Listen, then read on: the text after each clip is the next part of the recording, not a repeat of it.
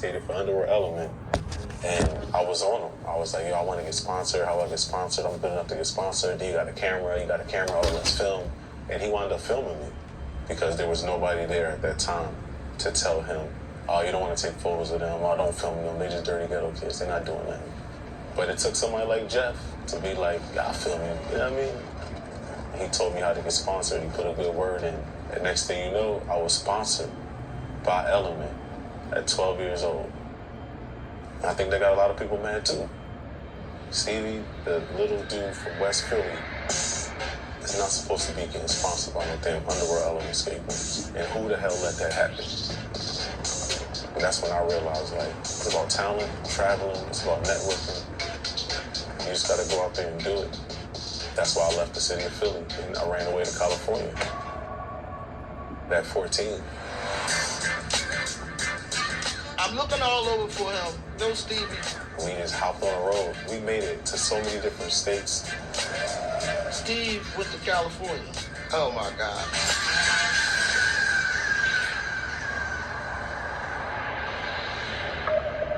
The way the other crews treated Stevie and their crew was like, they were just bullies almost.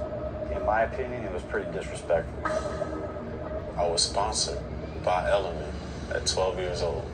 I wasn't letting none of those dudes tell me that I couldn't be who I wanted to be. I wanted to turn pro, and that's why I left the city of Philly.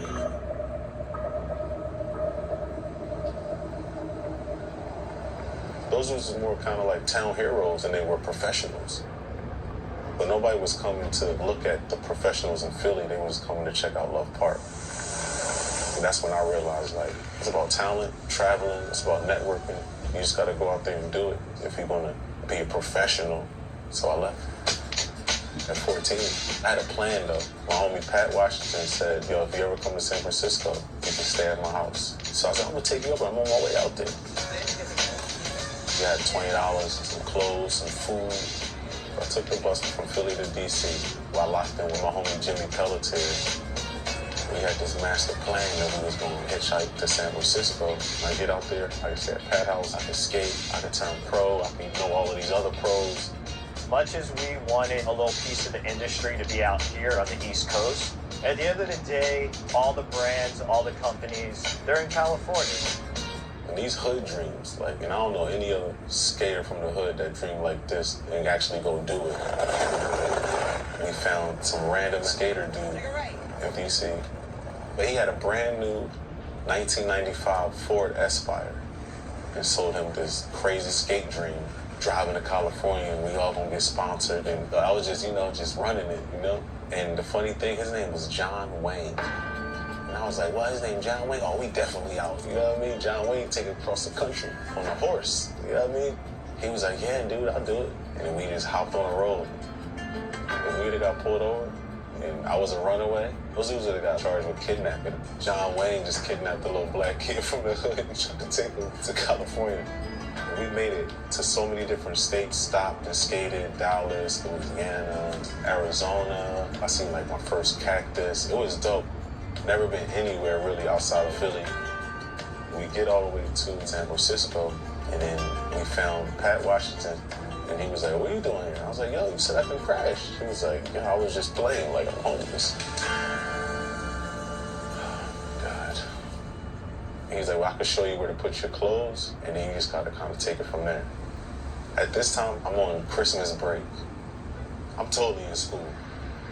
I'm looking all over for him. No Stevie. So now I'm panicking. So his bull, Rasul, finally comes and says, Steve went to California. Oh my God. No, I didn't call my mom at all. I had to plan to not talk to her until I got to San Francisco. I was just gonna pop up and say, I'm here. You don't know nothing. I didn't teach you nothing. How is he surviving? How is he living? This is a dangerous world.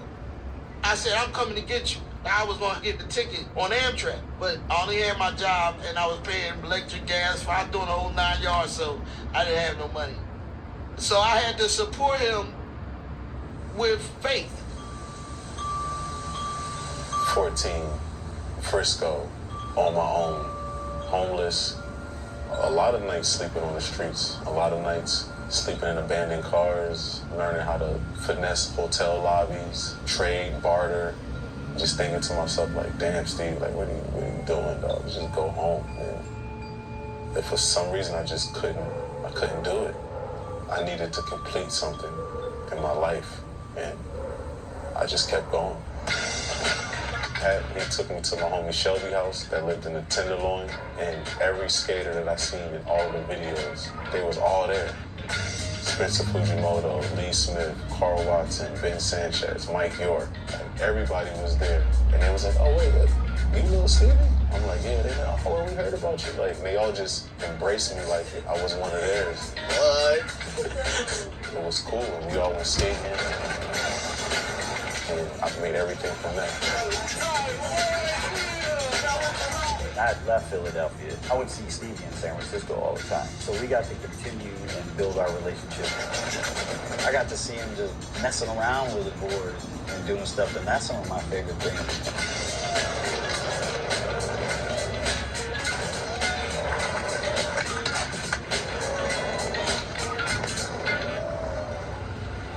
San Francisco is such a small place that when someone shows up from out of town, whether it's Philly or New York or wherever, you're like, oh, what's up with this guy? As soon as I saw him at the pier, I was like, this kid's dope. Style is very important in skateboarding. And that just came through in photos and in footage.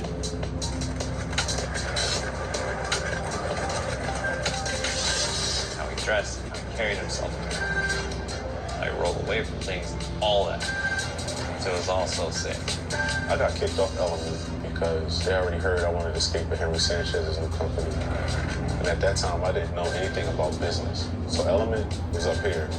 Henry Sanchez's new company was down here. But everything that came with Henry Sanchez's new company was something that made me who I am today. While I was a runaway, the things that I leaned on was more friendship and value and loyalty and trust. The people that I learned how to survive with is the people that I wanted to be with. Then Profile went out of business. That hurt. It's so easy as a black dude to give up on skating because the industry don't play out in our favor. It's colorless because it's a universal sport anybody can do. But then the industry is ran by all suburban adults that don't understand what it's like to grow up in the inner city. They may have been scared to come to the inner city.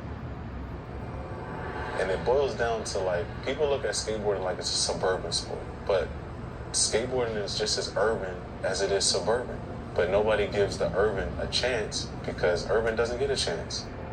So nothing popped for me in SF.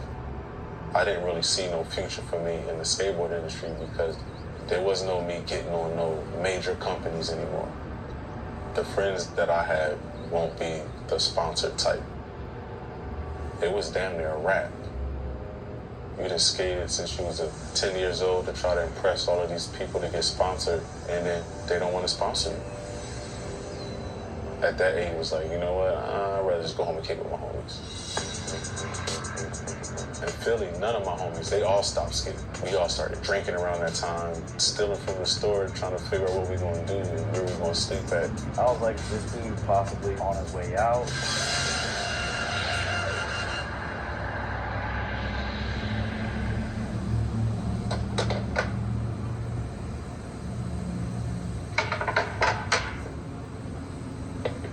You know, this one was at like the height of Josh and Stevie I love, you know.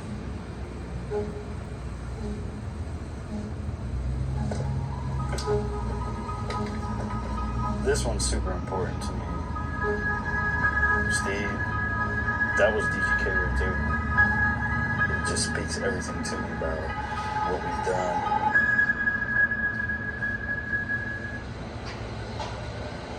In Philly, none of my homies, they all stopped skating. They started rapping, graffiti, getting in more trouble. We all started drinking around that time, stealing from the store, trying to figure out what we gonna do and where we gonna sleep at. There was no me getting on no companies anymore. It was damn near a wrap. I decided to move back to Philly because it had been a couple years and I wanted to see what was going on. So I went back. And when I got to Philly, man, I was just like, I miss this place. Love was like empty. And the guys that dissed Stevie, us, they weren't there anymore. I was like, this place is wide open right now. It was like me and Stevie, we could do this. We could finish what we were starting. I was on Market Street and I walked past the bus stop and Stevie and I think Booze was his name, were in there just faded. And I was like, yo, and he's like, yo, what's up? We're looking all over for where you at? I'm like, I'm just chilling right here. He was like, chilling, doing what? I'm like, oh, we just drinking. I was like, this dude possibly on his way out from the skate game. And I mean, he was young. It just didn't seem like he was in a spot that he could be in, you know?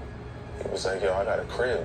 I'm like, oh, that's what's up. He was like, I want you to start skating again. If you skate, you can stay at the house. I got a room for you. And I'm like, oh, you serious though? And he was. Josh, he's my godson. I love him to death. If it wasn't for Josh putting him in that apartment, I don't know how my son would have turned out. Josh said, I seen talent in you, and you shouldn't waste it. I love Josh. That's because of her. She gave me the good luck. He's a good human being for seeing something in myself that I didn't see. I don't think I felt like it was like saving Steve. None of us felt like that really with our own friends. You know, I was in a position to offer an opportunity, but it was up to him, you know, if he wanted to take it or not.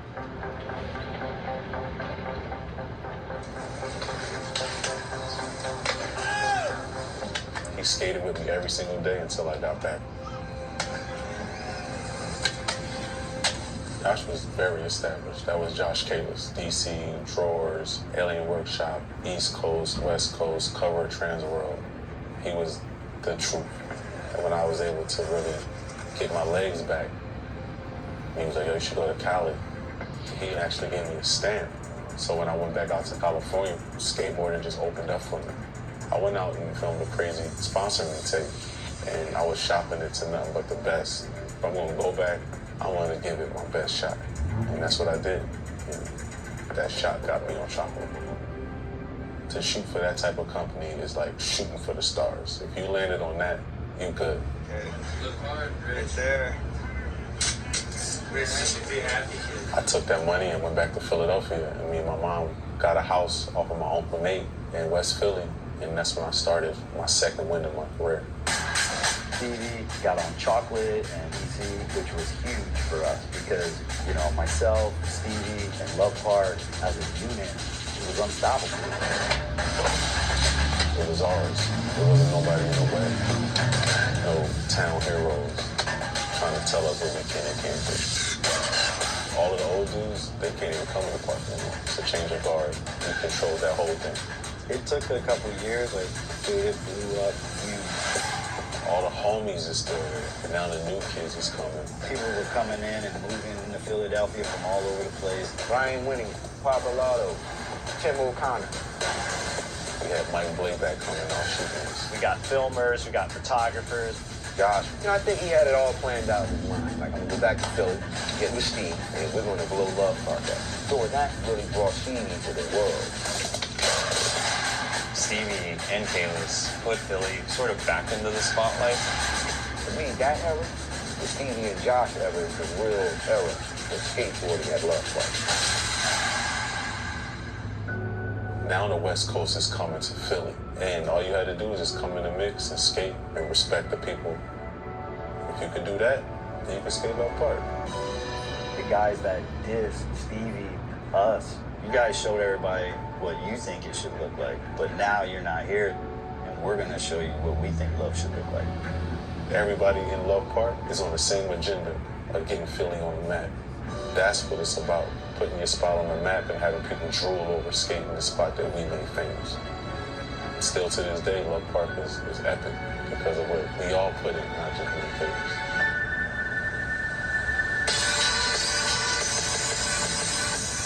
I first started going out to Love Park working for DC Shoes. Ken Block was like, you're going to be spending a lot of time in Philly. I just was there to document as much as I possibly could. We wanted Stevie to really represent the style of skateboarding and the style of shoes that we were making, like at the highest level, in the coolest way. I was kind of growing into my own as a photographer. So I'd always experiment. And, I'd always, hey, can we shoot portraits? Can we do this? Can we do that? Stevie was always like, yeah, let's do it. We knew that Stevie was having a shoot coming out on DC. What was his ad going to be? Like, what tricks is he going to film? And I remember throwing that print onto Ken's desk. I remember Ken looking at it and just laughing. He was like, that's his ad. It's like, yeah, put that everywhere. They put a photo of me and my face on my box. They put it everywhere around the whole city. San Francisco doing X Games. It made people look at me. Everybody else had a trick. Oh, what's your trick for the shoe ad? They just used my face. And I sold millions of dollars worth of shoes. That's when things really changed as far as like lifestyle. Josh and Stevie were on top selling boards and shoes. Everyone around the globe knew who those guys were. Stevie and Josh went from like the Honda Civic to like BMWs. Kalis was coming through with the BMW. He had the nice cribs. It made me get my own stuff. I bought a Range Rover off of Kalis. And that's when I knew, like, oh, this is popping. Because people around my way was like, how the hell he got a Range Rover? Hip hop and urban culture was a little bit different back then. If you got that success, you just wanted to like double middle finger all the haters, and it was like y'all had doubts, but look at me now, And Stevie just like he has that anyway, so you add the success onto it, and it's just that much doper,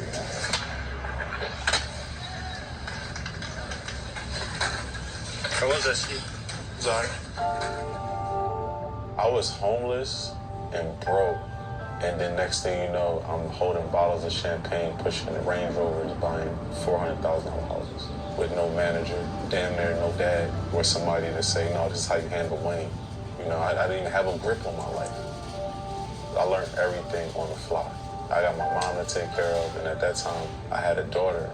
It was another decision for me to say, okay, well, I could keep wilding out and celebrating, or I could be a dad and change my life. After getting all of these things and then having friends like Colin McKay, Rob Dyrdek, and seeing how much of the entrepreneur these dudes were, it was like, oh, that's my next step. I want to be an entrepreneur too. He had a blank board one day, and I was like, what are you doing? Leaving chocolate is like leaving a Lakers. When we had the meeting to do the deal, my partner asked me what I wanted to call my company. Like, are you sure you want to call it that?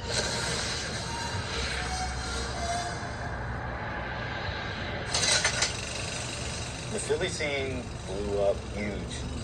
People were coming in and moving into Philadelphia. A lot of people started their careers at Love Park, and throughout all that, it was hella illegal. It wasn't like '93 where you were getting kicked out of other spots and getting sent to Love Park. It was the opposite. Cops coming in, undercovers coming in. People were getting robbed by the cops, guns pulled out on by the cops, beat up by the cops. Love Park was super illegal to skate. Once I paid that $300 fine, I'm like, I'm never getting caught up here again. It gets to the point where if somebody moves real fast next to you, like, yeah, you're thinking about dipping. But we still put it down. 2001, I started traveling the world with Chocolate in DC.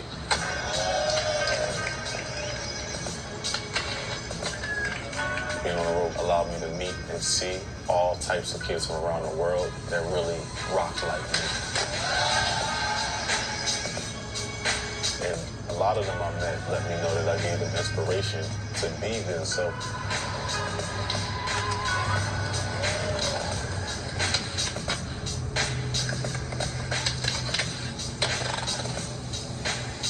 I was so on fire, selling so much product. I think Stevie's life really started to change because people were recognizing how dope he was. The way he carried himself, the way he talked, the way he skated. People, they liked that. Stevie moves the needle. He's gonna create sales. And so in return, they're gonna wanna keep boosting him. And he's gonna wanna keep doing it too because it's life-changing. Stevie was on top selling boards and shoes. Everyone around the globe knew Stevie. Because of who he was and how talented he was and how he looked at photos and how he looked at footage, that's why he blew up. That's why I had that grenade chain on. I'm making millions of dollars. And it just made me question like sales. it was like, yo, that's my next step. I want to be an entrepreneur. I moved back to the West Coast to Los Angeles. And that's when one of my good friends, Eli, he was like, yo, I think we should do your own company. I got a hookup if you want to do it. We wound up meeting my partner to this day, Troy Morgan. And we sat down with him and he explained to me all of the possibilities that I could have if I owned my own skateboard company. In that meeting that we had, I left thinking I could do this, so. I remember he had a blank board one day. I was like, what are you doing? He's like, oh, it's this new thing I'm doing. And I was like, what? And I remember tripping on the fact that he was contemplating leaving a brand like Chocolate. Leaving Chocolate is like leaving the Lakers. You know what I mean? So it's like, how can you do that? It was like, whoa. Chocolate was like one of the top dogs, you know? And to start his own thing is extremely risky. When we had the meeting to do the deal, my partner asked me what I wanted to call my company. I said DGK. And he said, yeah, we're gonna call it that. I was like, are you sure you want to call it that? He said, nah, yeah, we're gonna call it that. And I was like, all right. Even though the name could be a little inappropriate. We talked for like 2 days. I remember us telling him that we're not dirty ghetto kids. But at the end of the day, I had to come around to the fact that that's a reality. That name represents something. That name represents the struggle. They think dirty ghetto kids are nothing, but we are something. I'm sure there was doubters, and there always is, though, you know? When he created DGK as a board company, yeah, I knew it would work out for him. It is the most authentic brand in all of skateboarding. There's a real story to it. DGK was born from Love Park, from somebody hating on Stevie and his crew. They didn't label themselves dirty ghetto kids. Somebody else did. I just had a little small vision. I'm like, I could put my homies on. My best friend Marcus McBride, Henry Sanchez, a crew of other dudes that compliment us, that I know that I could rock with, that may not be as big as me, but is on the same level of talent as me, and we can show that we a squad.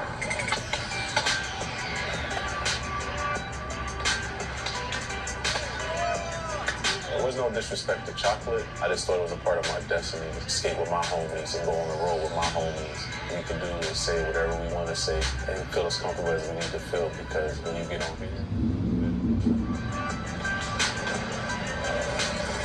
I feel like when that company came out, like everyone was pretty surprised.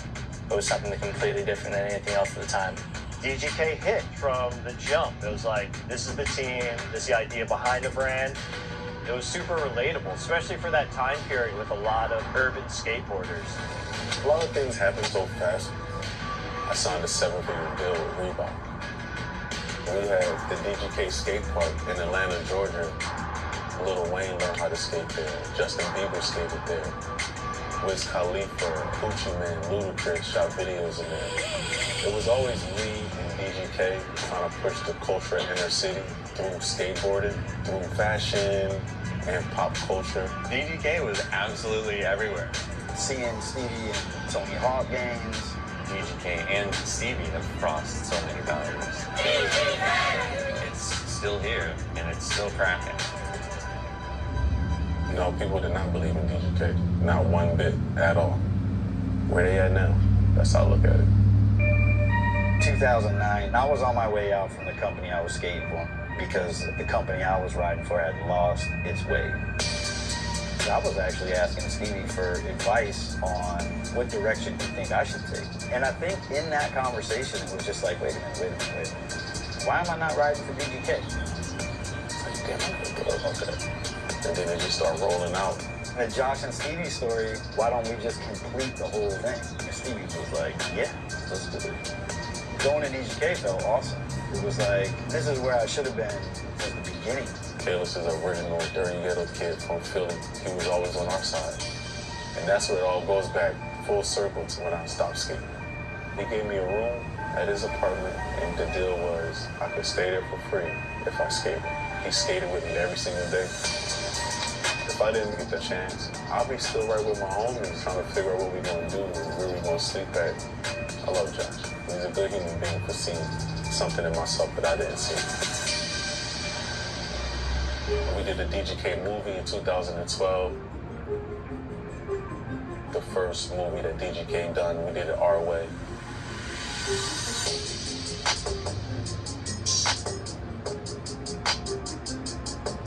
And then next thing you know, DGK getting the best team.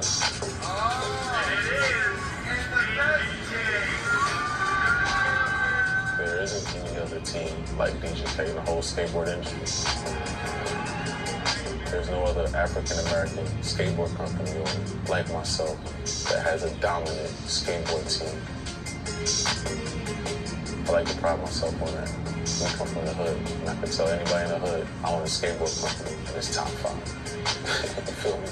Top 5. At a time where I'm supposed to be this Stevie Williams dude, I was questioning myself, what the hell am I doing? You start to realize he didn't have the support that he really needed. These things were hitting me heavy.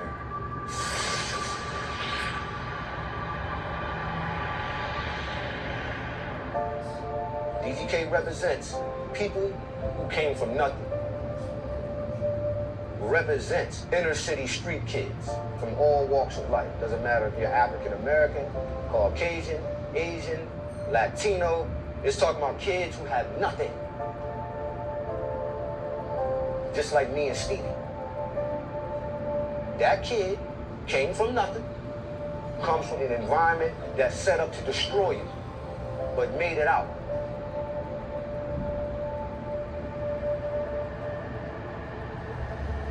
I think Stevie had a different idea for what he wanted to do with DGK. I created a brand called Asphalt Yacht Club, which was something different from DGK because fashion and skateboarding was coming together.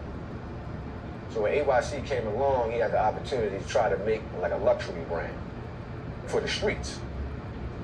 When you start another business and you're trying to push in a whole other industry, you gotta kind of, you gotta start mingling in a different kind of world. I was just really trying to just be successful, trying to push the culture inner city. That was his whole mission, taking it to another platform, to be able to sit next to somebody like Jay-Z and say, this is what we do, skateboarders. We move the streets just as much as you do. But when you get around a bunch of people who are not skateboarders and don't understand the culture of skateboarding, then that's where it gets a little rough around the edges, man. I think he got caught up in between that.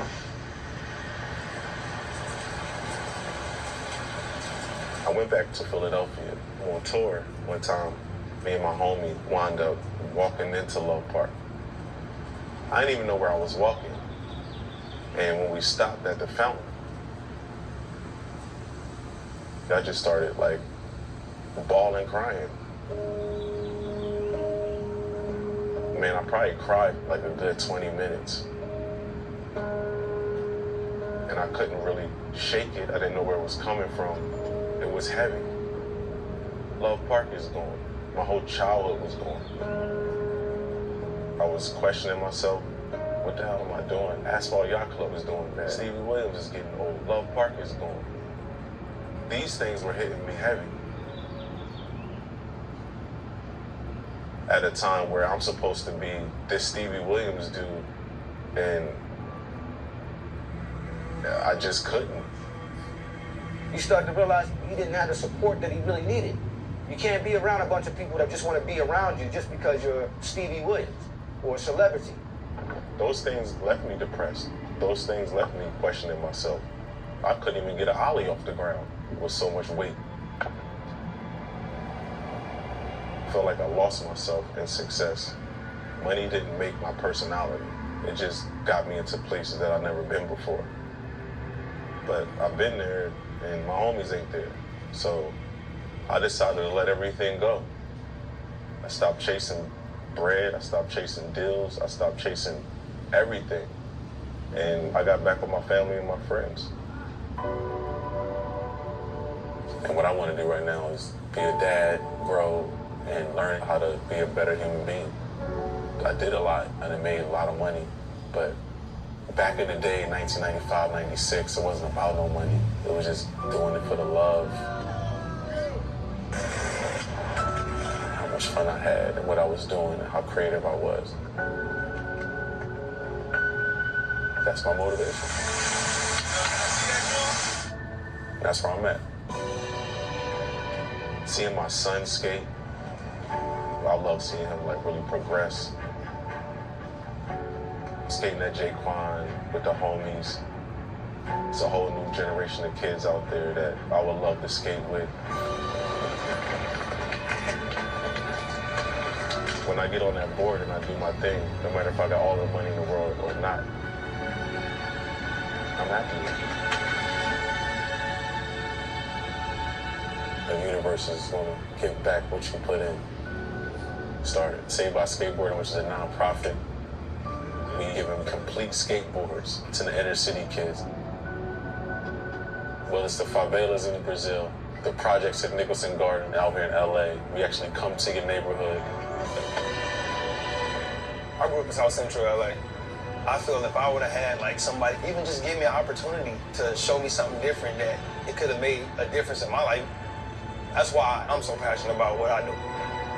Like whatever you're going through, you can always channel that energy into skateboarding, so place away from everything. You can make it out the hood, but you gotta go back. To go back to North Philly, where our family is, it was beautiful. They deserve a chance too. We from the dirtiest blocks in Philadelphia, and we had to skate through these blocks and get laughed at. And now we good, you know. Stevie built his legacy from nothing. He takes that for those that come from nothing, like real serious, you know. Steve Williams trailblazed for so many people that didn't have a voice, minority skaters, African American skaters. He represent the underdog, represent the guy that's in the last of the line. In my eyes, his legacy is already here, you know? He really made an impact and paved the way, especially for other black skaters out there. Stevie's legacy in skateboarding is massive, and I think it's only going to grow. Myself and VGK is always there as a foundation for skaters like me that come from the inner city. VGK went on 20 years. I want to do it for another 20 years.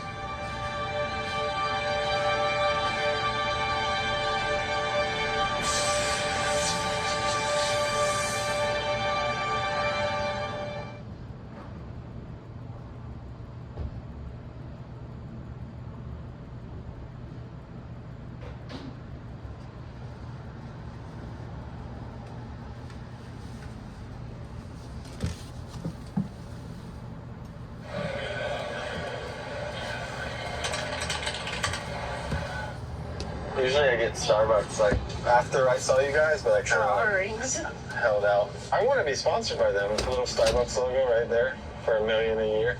Who's your favorite guy skater? Stella? Grant Taylor. What about your dad? No.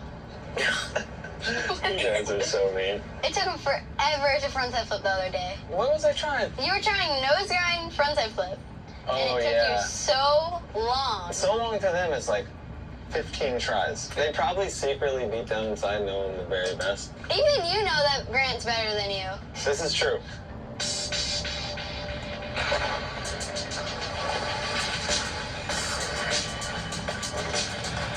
With Andrew, I definitely saw something. I didn't think he would be one of the most influential street skaters of all time. I was obsessed with Andrew. Andrew was talented like no other. Ain't nobody can do a frontside flip like him. Andrew was not the sharpest knife in the drawer, but he can kickflip some big shit. But when I seen the tricks he was doing, I was like, that's all I want to do is be able to skate half as cool as that. Nobody can just take as much impact where their legs just bend all crazy like down a big set of stairs like Andrew. It's superhuman. Get a good trick, party 3 days. Drew, man, let's go! Get a trick, party 3 days. He was a bad drunk. That was seriously the time of him getting sober and just wanting to film this amazingly good video part. He can just skate all kinds of shit, just amazing. He's called a boss for a reason, and that's what he is.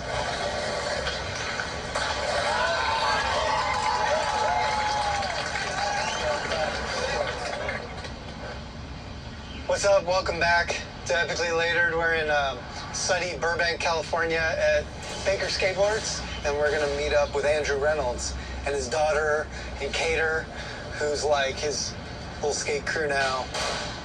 He's obviously one of the best street skaters of all time and has had a super amazing skateboard career which spans like 30 years. He's gone through so many different phases of his life, and his story's changed so much, and we're gonna find him, talk about his whole skate career, and just see what he's up to now. And I hope you enjoy it. Epically Latered, Andrew Reynolds.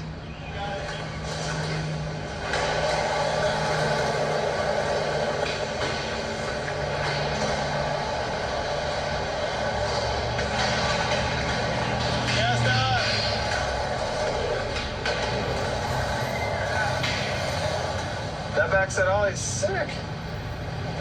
Sick. It's cool when you see your kid, you know, being like passionate about something. It's like almost like you don't even care what it is. It's just like they have something that they can escape and like love to do. They truly love to do it, you know. So it's like it's just cool to see, you know. So I kind of understand. Looking back now, you know, I see that it was my mom. She must have had some thoughts about skateboarding. Never seeing anybody do that and make a career out of it or anything like that, you know? It was just like purely because I was having fun doing it that she said, okay, I'm gonna just, if he likes it, then cool, I'm gonna get behind it. Which, I mean, I see now that's good parenting. That's awesome, you know? That's like really hard to do. Like, there was a time when like Stella's like, I wanna start snowboarding. I wanna get really into snowboarding. And I'm just like,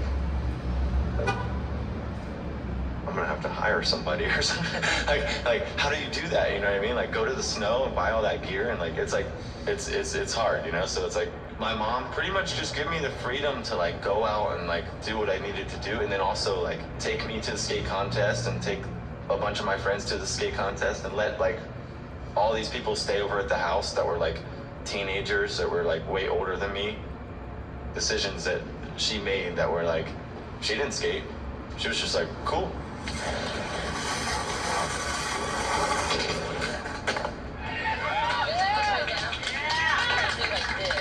My older friends, you know, at some point I remember one of them saying like, we need to be filming you.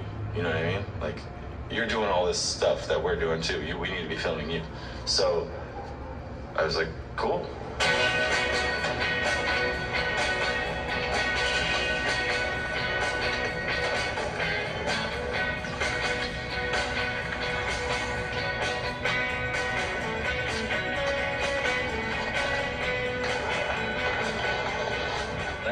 At the time, like my expectations were like realistic. I thought like GNS is pretty sick. They got Chris Markovich on the team and stuff, but it's not like I'm not gonna send my tape to like Blind or something like that. Like I'm not stupid, you know what I mean? So like I knew like that maybe was attainable, but maybe not, you know.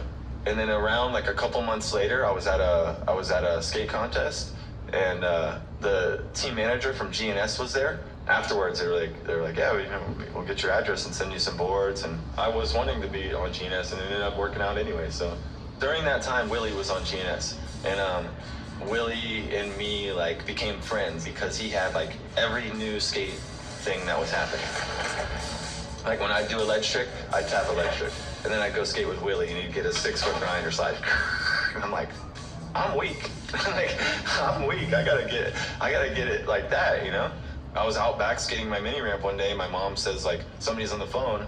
It was Tony. It was probably like a 2-minute conversation, if that. You know, he's like, I talked to Willie. You know, we're gonna do this thing, Birdhouse. You know, we'd like you to be one of the AMs. You know, because we need some AMs. And I was like, okay, cool. That sounds great.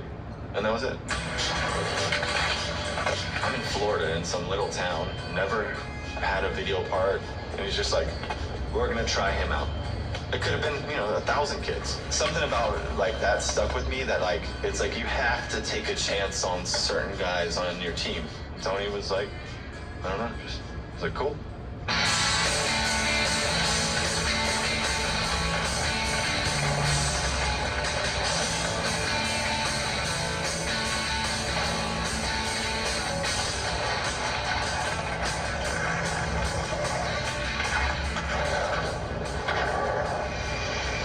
I fly out to California from probably like 14 or 15 on and stay at Tony's house or stay at Willie's house and just would skate every day. And we'd watch these gnarly video parts, and it was cool. Like around that same time, I had met Atiba. I met him. We went skating with Tony, and I shot a tracker ad of him and a birdhouse ad at El Camino, and that's when I was like, well, this kid, he's really good. He just kind of kept coming back and forth from Florida. Like, it was like almost whenever he had like spring break or Christmas break. I finished high school, went to the graduation, and I fly out to California, and like Birdhouse had got an apartment for me, Jim Greco, Brian Sumner, and we just filmed. Like, that's all we did.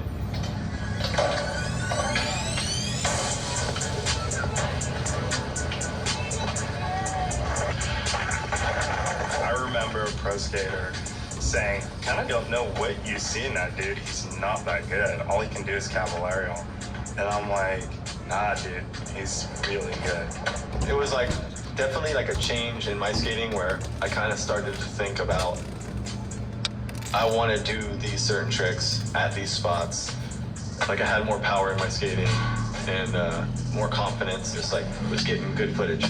That Birdhouse part like cemented it. That like is what really like made people aware of just how good Andrew was.